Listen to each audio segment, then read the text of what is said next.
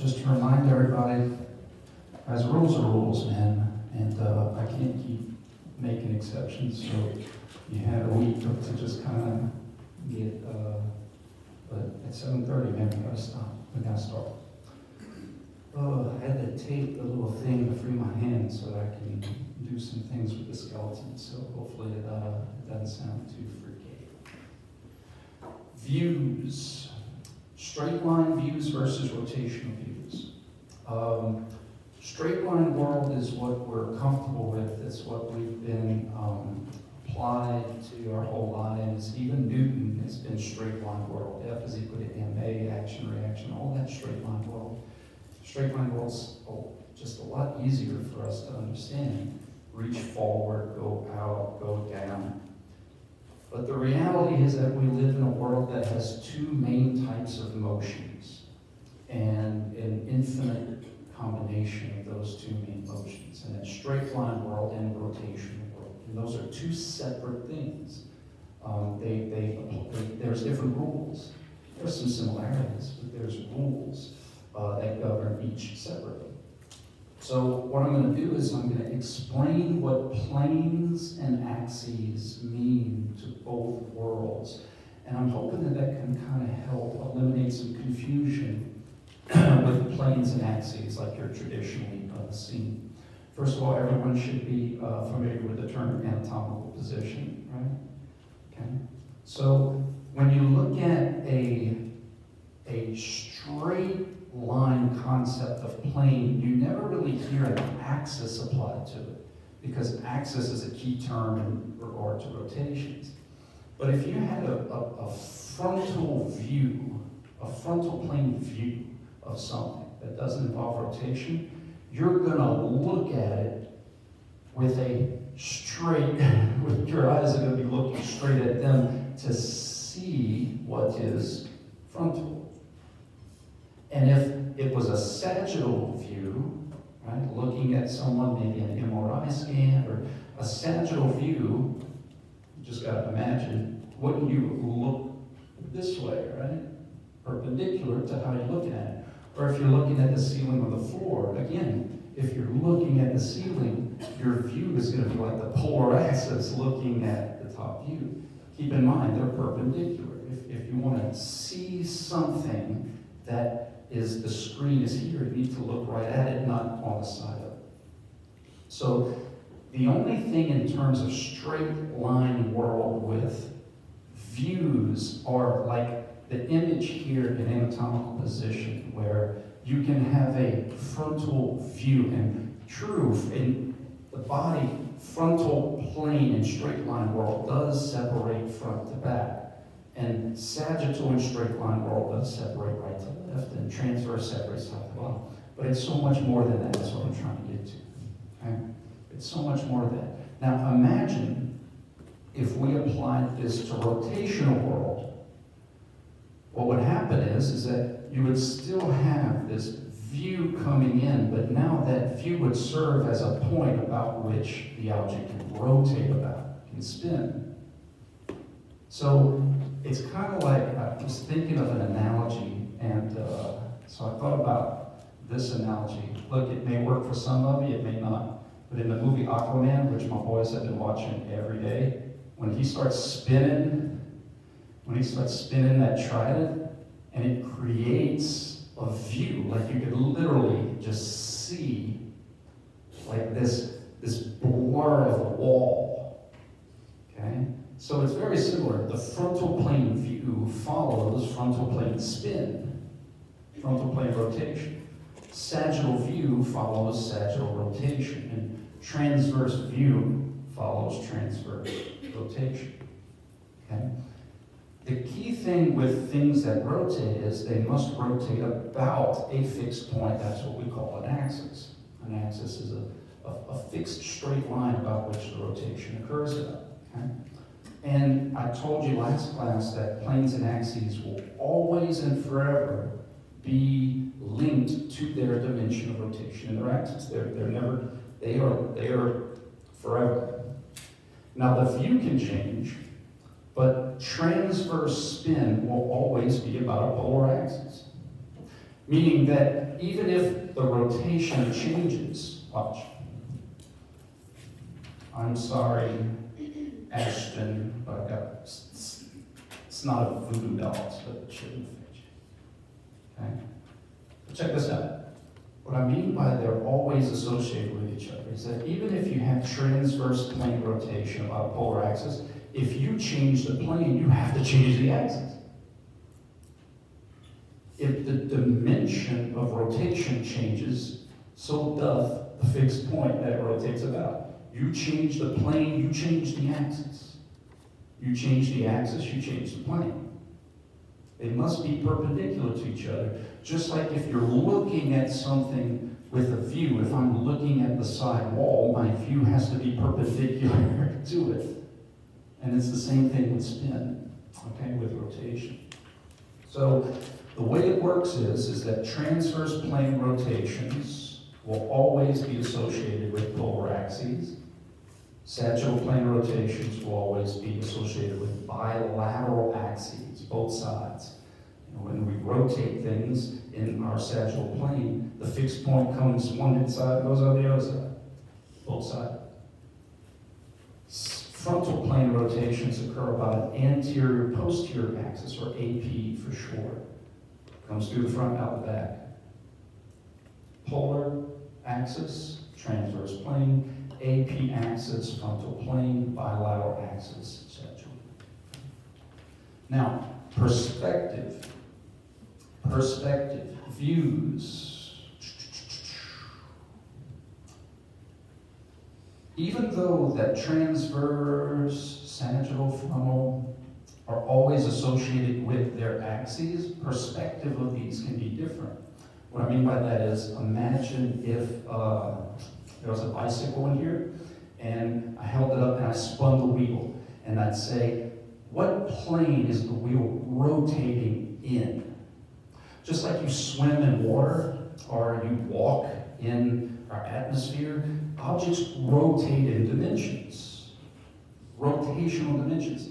They may not be translating in straight line dimensions, but they rotate in their own unique 3 dimensions of space.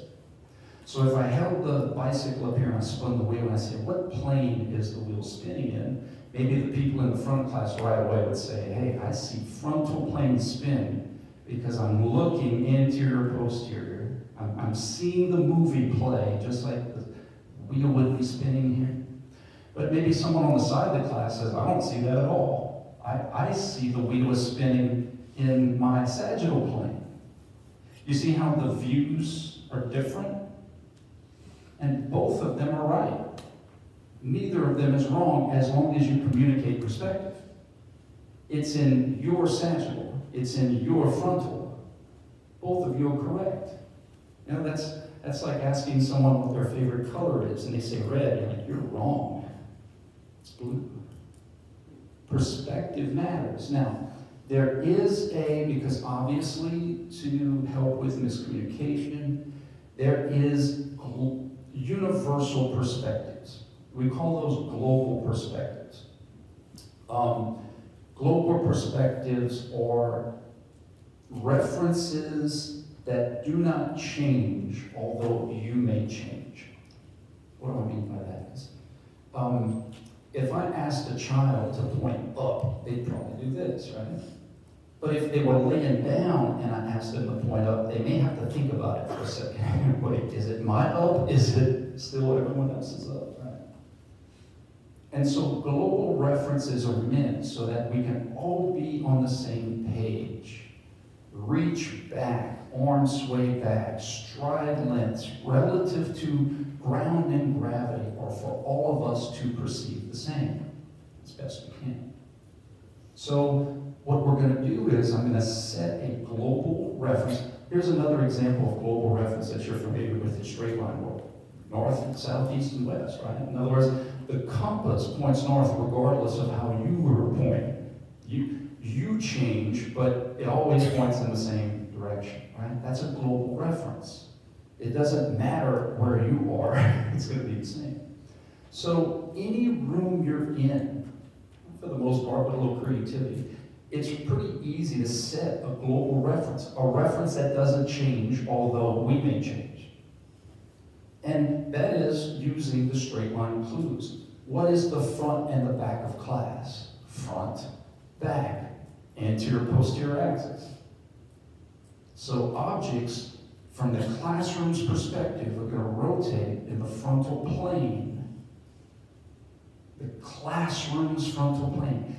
If it's a global reference, it doesn't matter if you're looking at it, it doesn't matter if you're looking at it. This is frontal from the classroom's perspective, regardless of how you see it. It is what it is. In other words, the front of class is here, regardless of if I'm facing it or not facing it. Does that make sense? So from a global reference, frontal will always be rotational space this way, about a fixed point that is that way. So if I asked a child or an adult to do a cartwheel in the room's frontal plane, they're doing this, right? If I asked them to do a front roll in the room's frontal plane, they'd have to do this. Does that make sense? Because it's the room's perspective. The room's perspective will always be the same, regardless of how you're sitting or how you're seated. Room's frontal, room's about, room's anterior, posterior. Now let's get some semantics. Objects rotate in planes. The word plane, if it helps you to think of like the old school airplanes that had propellers that spin, there has to be rotation. You don't translate in a plane. I'll give you an example of why we can't really say that. Because if you looked at this pin, and I translated, no rotation at all, okay? I just translated it across, and I was like, what plane did that move in? It's moving parallel to the front of the class, but it's also moving parallel to the ground. It's moving parallel to two different straight line views. Does that make sense? But it can only rotate in one. Objects don't rotate in straight lines. They rotate in rotational dimensions that we call planes. So that's important to write down, to remember that objects don't translate in a plane. Objects can only rotate in a plane. Let me give you another example. On the test, I might say, what plane is this chair moving in? And I don't know what you may say. You may say sagittal, you may say frontal, you may say transverse. But the answer is that motion of the chair was translatory. It was just straight line. To move in a plane for this chair, it would have to have this, this, or this. Does that make sense? Okay. Objects only rotate in planes. And if an object is rotating in a plane, then by default, it must be rotating about something. An axis. Okay? If it's spinning about something.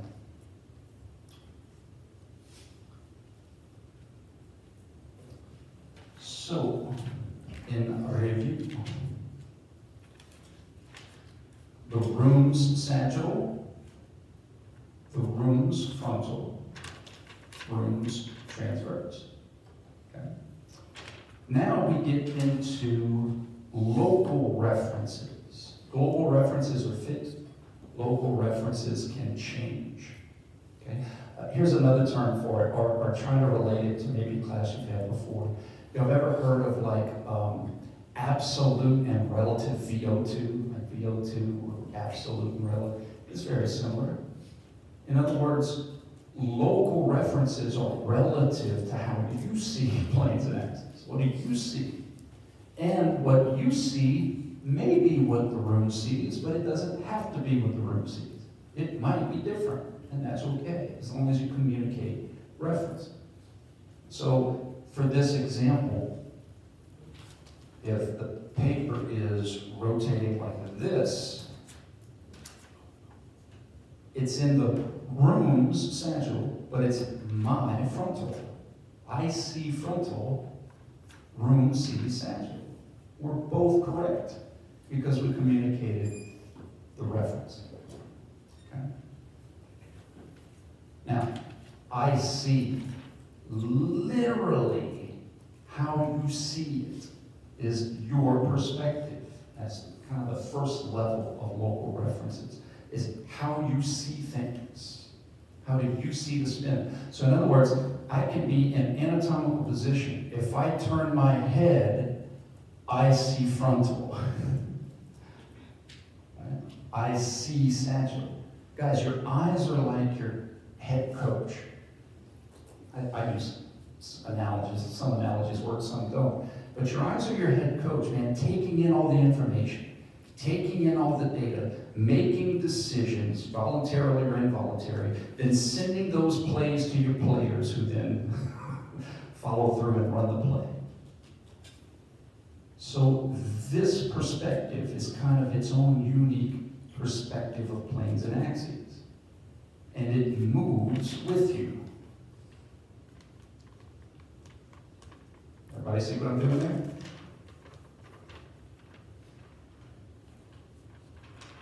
Watch, here's a better.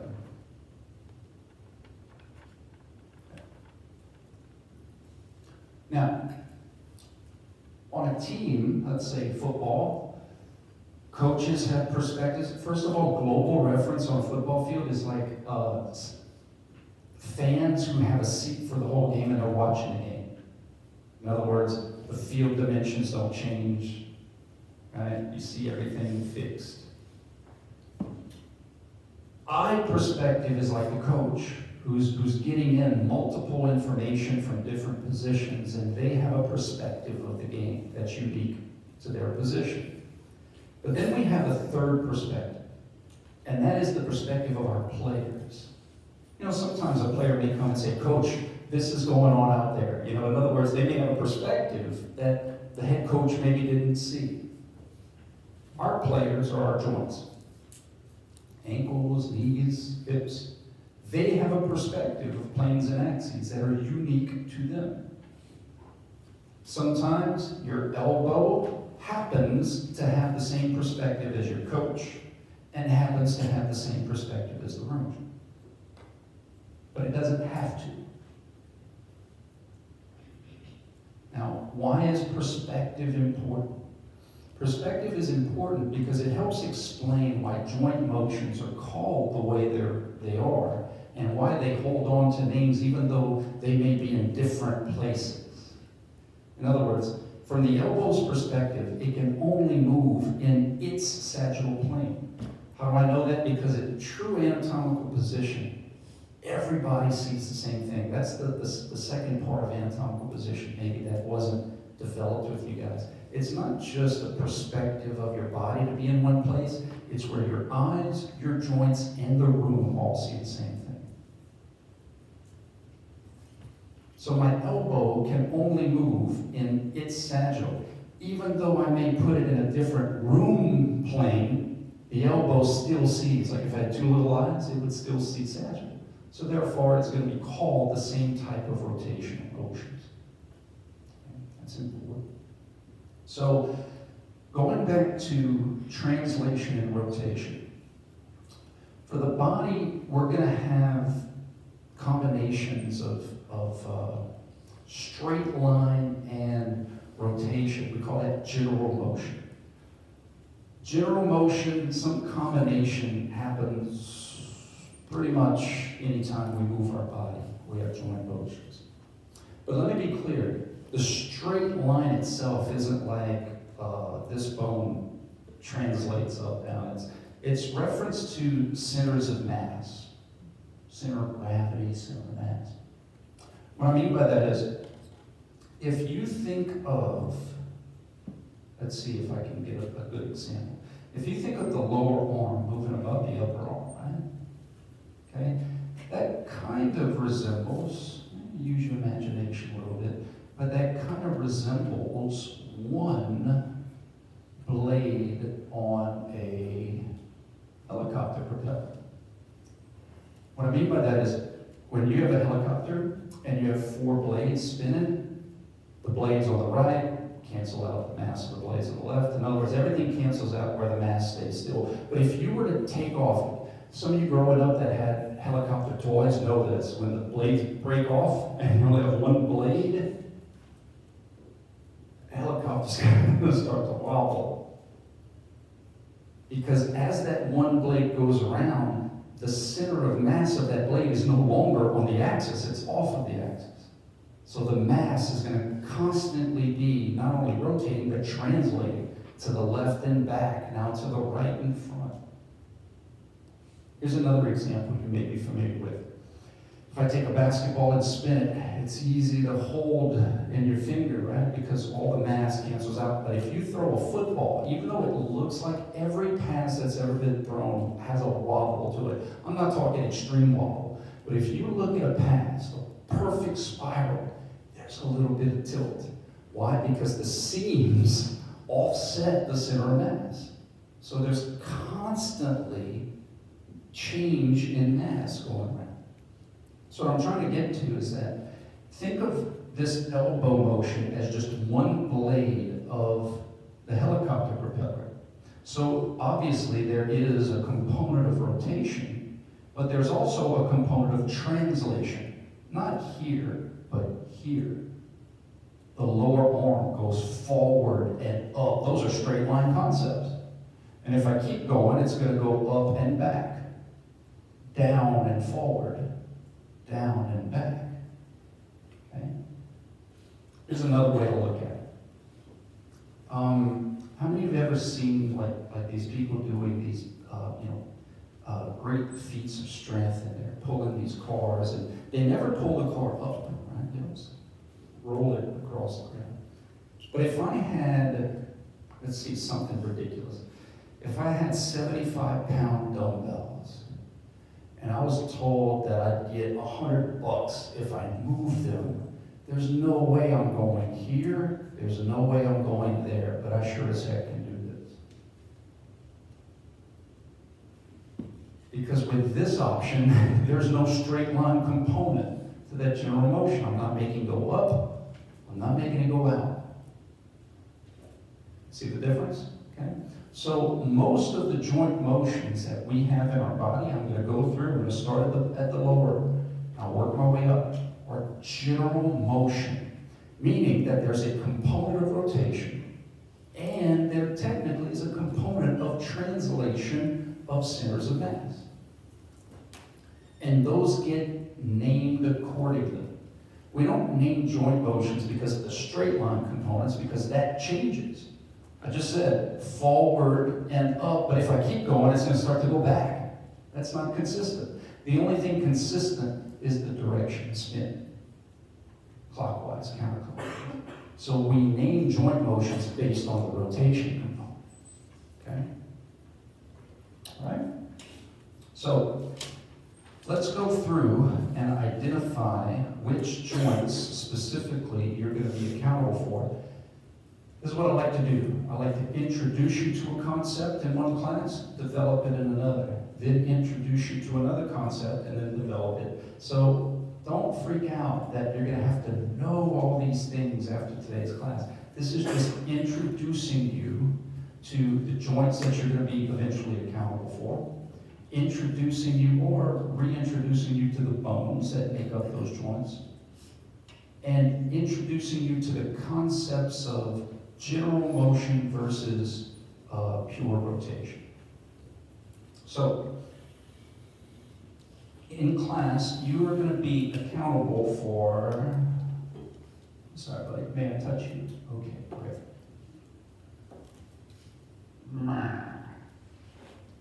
They're so expensive. All right, he's a little stiff today. Ankle. You're going to have to know the ankle joint and its motion. Right?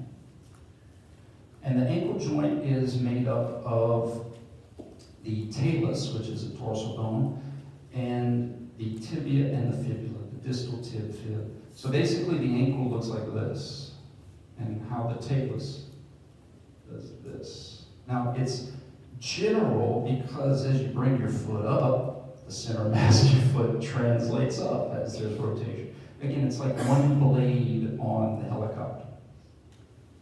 There's some translation that goes on when I rotate my talus about my tibia and my fibula. Some of you may be familiar with the terms malleolus or malleolus, potato. Keep in mind that areas of bones aren't necessarily separate bones. Acadiana isn't a separate state. It's a part of Louisiana. Right? So it's very similar. You get these things like the acromion and the medial malleolus and the lateral malleolus. Those are just areas of the bone. Like, so the bone would be the state, and then you have like North Louisiana, South Louisiana.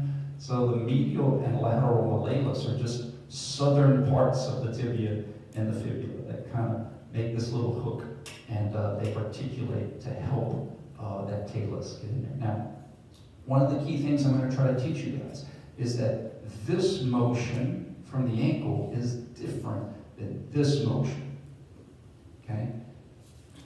This isn't happening here. This isn't happening where you do this. This is happening underneath with all these little rocky tarsal bones, okay? Those are gliding joints. We call them the subtalar and transverse dorsal joints. You don't need to know that right now. I'm just introducing you to some of the different things, okay? But it makes sense why it's easier for people to just say ankle. You know, it's all kind of in the same place, and so you sprain your ankle. You know, what's it really worth? If my mom says, "Me, Brian, I sprained my ankle," I'm not going to be like, "Well, technically, mother, that's your subtalar joint." Yeah. But you guys need to know that those are in different places. And there's some reasons why, but we need to remember that those are in different areas. So technically, when someone has a high ankle sprain, that's an ankle sprain. And what happens is that talus is only allowed to do this in that mortise. So when it does this, that's not a good day. You don't want it to do this. That's a bad day. It's only designed to do this. Right?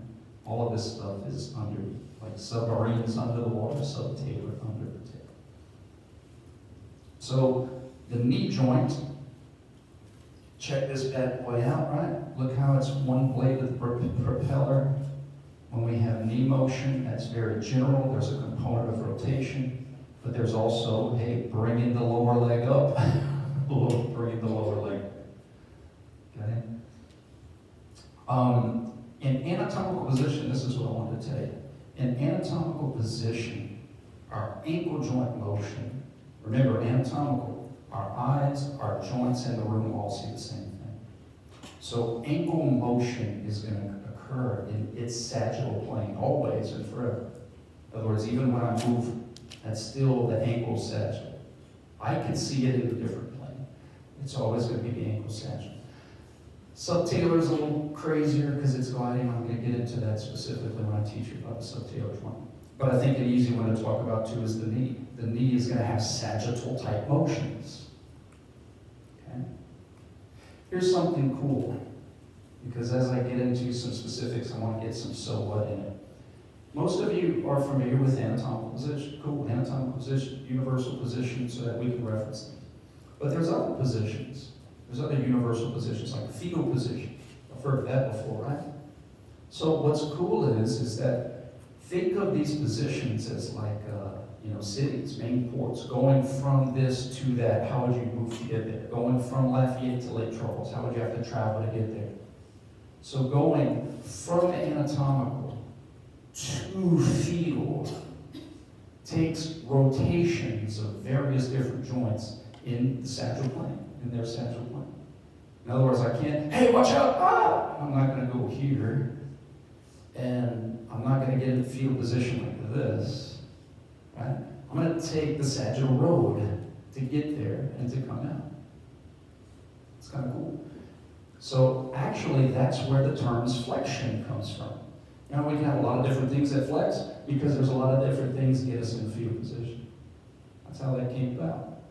So to get into a ball, my fingers can flex to get me in a fetal, my wrist can flex, my elbows can flex. This is the tricky one. My shoulders can flex. That's shoulder flexion. In other words, if this is hip flexion, right? It's the same joint. So ESPN has been lying to you all these years. Full extension, maybe for the elbow, but the shoulder is flexing. I mean, think about it. If you were going to get into a ball, you probably wouldn't do something like this. Look out! Ah!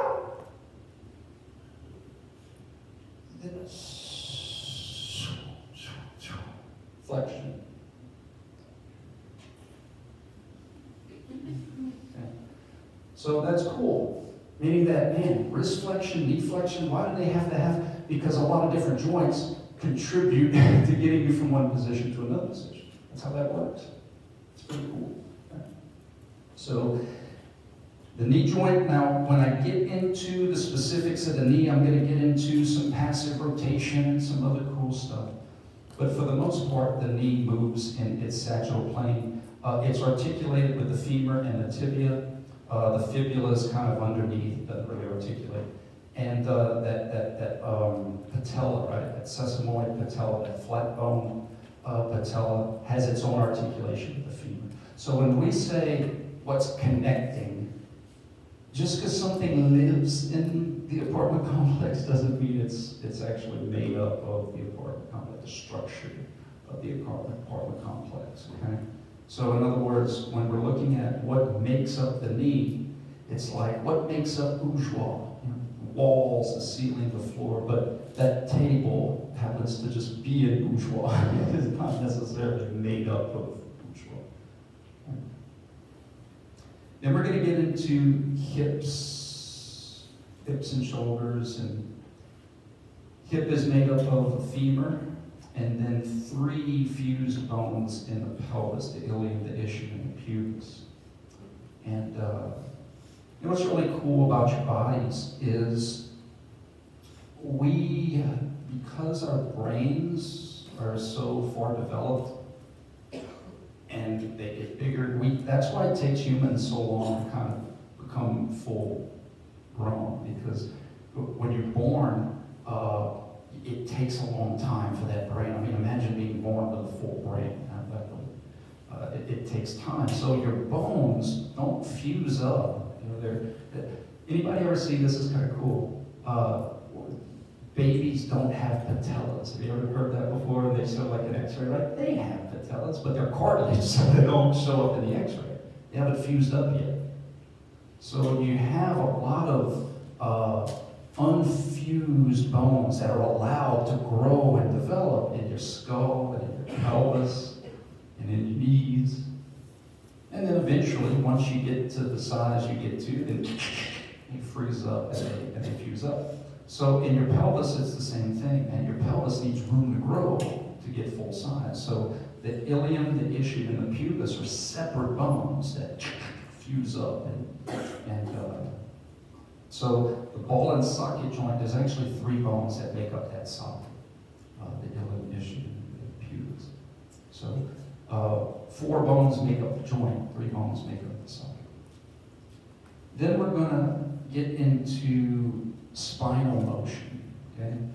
This is really cool. Now again, guys, I'm just introducing you. This is just to kind of, this is like when you get back in the season, you kind of have like training camp, you know, where you kind of get the verbiage back and you get this. So this is just meant to just remind you, or if you're like, man, I don't remember that class, you just write it down and maybe go touch that one a little bit.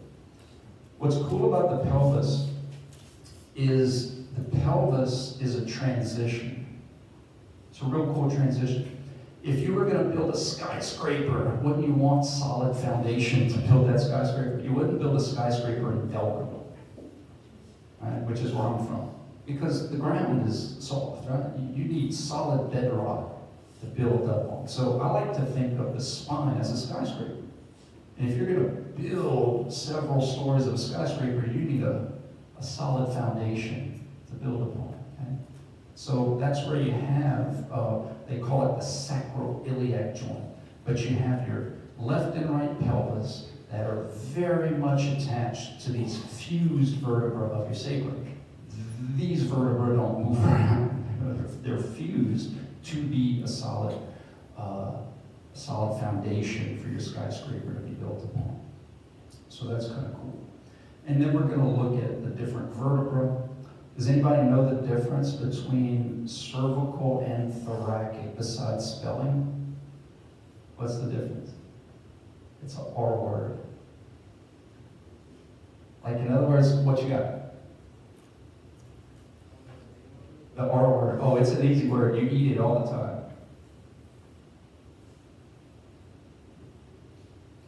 So this is cool stuff, right? What's the difference between cervical, thoracic, and lumbar? And it's a one-word answer that starts with R and ends with S.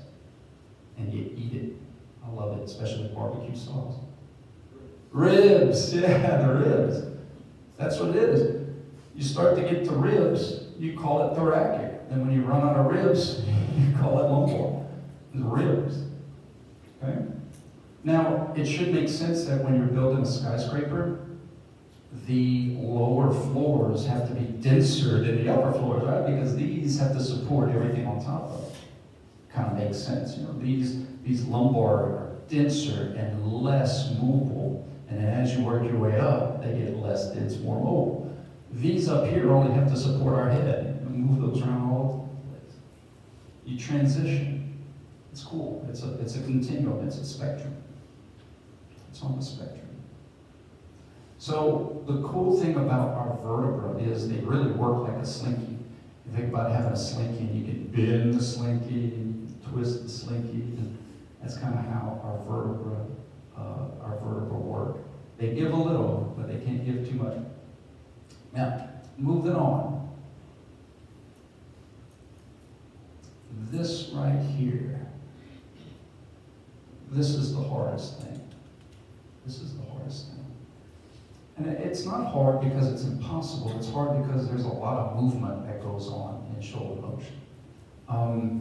At the expense of stability. You're going to hear me say this a lot, that there's a trade-off between mobility and stability. If you never want to be in a car wreck, don't drive. But the more you move, the more chance you're going to have to hurt yourself. And that's kind of what we have here. Ball and socket hips, big articulation. You have an extra ligament inside called the teres ligament. You got these big, strong hip muscles that cross to add stability. And you don't have near the mobility, right? I'm not talking about like circus performers. I'm talking about the average person. But there's a reason for that. You can't afford to dislocate that thing. You know, back now it's not as much as a big deal with medical science. Y'all saw what happened to Tua, right? The quarterback for Alabama dislocated it. He's going to be drafted number 4 overall. But if Tua was a caveman, like hundreds of thousands of years ago, and he dislocated his hip, Tua would be dead. It's just the law of nature, man. My point is that if I dislocate my shoulder, yeah, that's not a good day, but I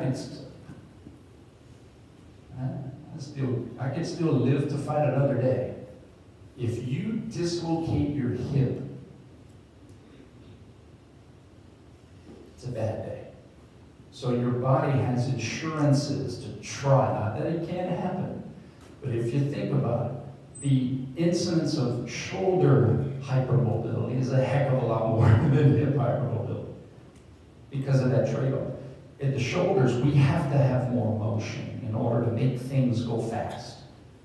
For us, we see it as make things go fast like baseball, football, but back in the day, our ancestors made things go fast to kill things and eat them. So we had to have more mobility. Think of it like this. If any of you have older siblings, I have an older brother and sister, 8 and 7 years older than me, and they used to torture me all the time. But if you were going to sling food when your parents aren't looking, you're going to sling food across the table. Think about it. If you want to really sling that pea, you got to bring that spoon as far back as possible, right? Pow! Sling it. Here's your spoon. And some people can only bring that spoon back a little bit. Baseball players and softball players that can really sling it can bring their spoon back a lot. You need mobility in order to make that spoon go fast. Watch this, how cool. I think this is cool. Maybe you don't think this is cool. I'm weird.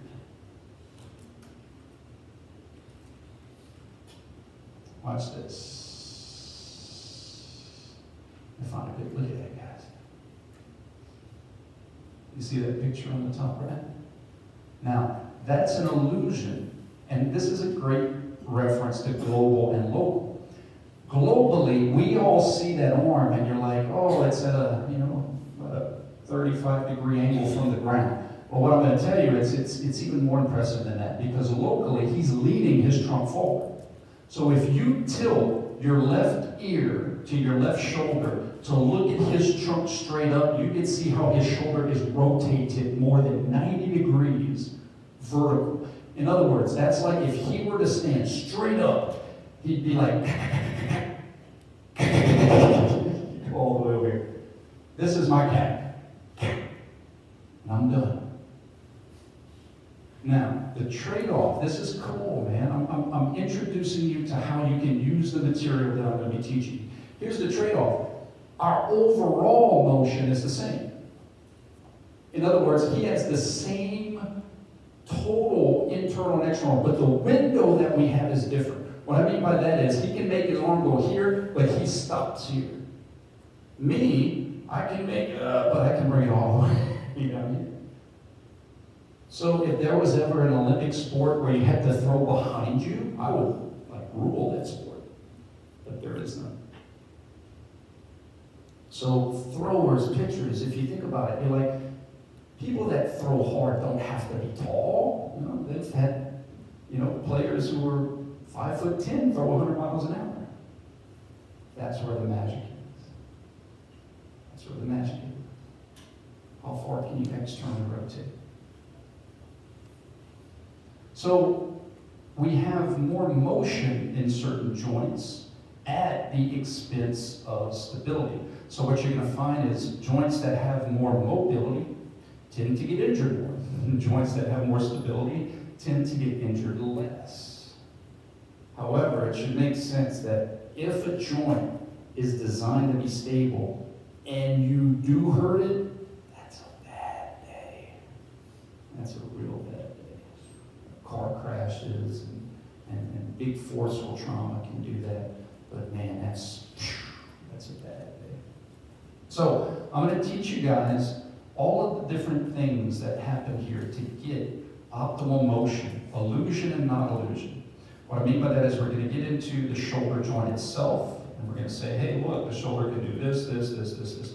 But the socket that it's attached to up here, that can also help your functional circle of motion, your scapula. See, the pelvis can't do that because we need stability down here, right? So your left and right pelvis are fused. We don't want the left doing something and the right doing something. But in the upper extremity version of that, we need independence. We need my left and my right to not be fused together, because when you fuse them together, that limits your motion. So my left shoulder girdle or scapula, it's basically the upper extremity equivalent of the pelvis. It has freedom to move independently, am I right? And it's going to help me. It's going to help get, if I'm trying to reach back as far as I can, the shoulder can only take me so far. My shoulder girdle, the scapula, can help me get back a little bit. I'm going to teach you how that works. It can help me get up a little bit. That's really cool. Here's my T-Rex analogy. Okay? This is as far forward as I can reach just with shoulder motion. Now, it's hard to do this because your whole life you've been learning these motor patterns and learning how to use your scapula without even realizing you're using your scapula. But watch this for a second. If I were to reach forward with just shoulders, this is what I get.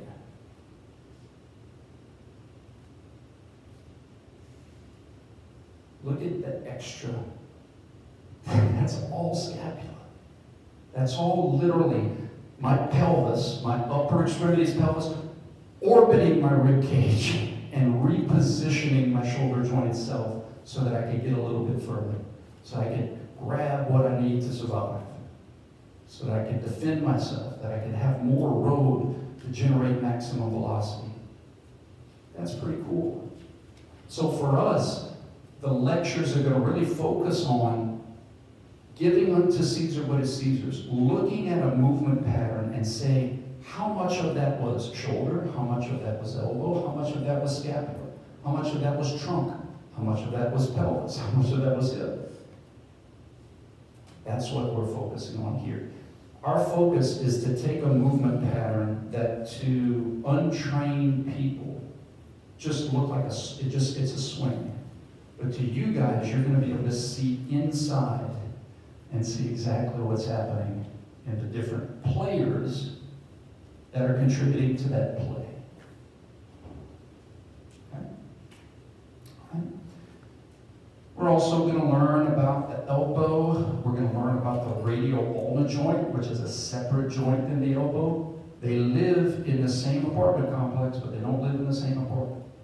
So in other words, this motion comes at a different place than this motion.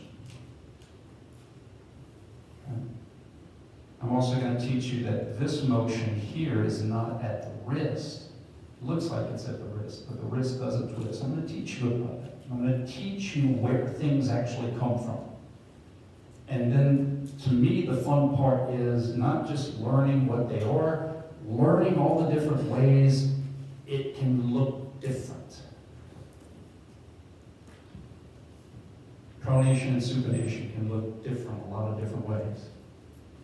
That's my job, is to teach you the illusions of motion. Okay? So, here's the take-home point from today. I introduced you to what's coming. I'm planting seeds. Hey, we're going to tackle the ankle hard. We're going to tackle the subtalar joint hard. We're going to tackle the knee. We're going to tackle the hip. We're going to tackle the trunk, shoulder, scapula, elbow, radial joint, wrist. The main thing that you need to have by the end of this lecture, but rewatch the lecture, study, we got to have the concepts of planes and axes, and we have to understand that you can have different views of those planes and axes. Sagittal, frontal, transverse. Your sagittal, my sagittal, how do you see it? How do I see it? How does the room see it? And then we're going to trickle that down eventually into planes and axes perspective from our joints themselves. How does my elbow see its sagittal? How does my wrist see frontal or sagittal? Because those local references of your joints are the foundations to why we call motions what we call them. That's it. That's why we call things the way we call them, and why we call them the way they call them, no matter what crazy positions we may find ourselves in. Any questions? All right, guys. Y'all have a great Wednesday. We'll see you Friday. Don't forget, Brian. Don't forget to sign the roll sheet, guys. Oh, Lord. Sorry, I need to blow out your ear. Guys, you have to sign the roll sheet, okay? I'm going to give another week, but eventually I'm going to start picking up these sheets when class starts, okay? So try to sign them before class, not after.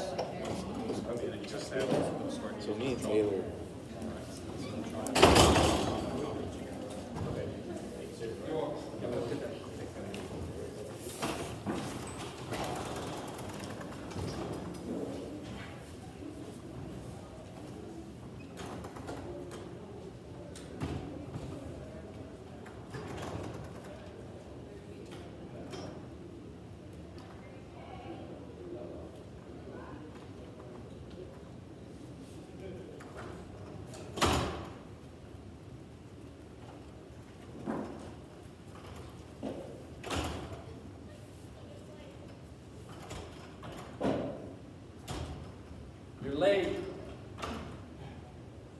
Late for being early. You're late. We started class already.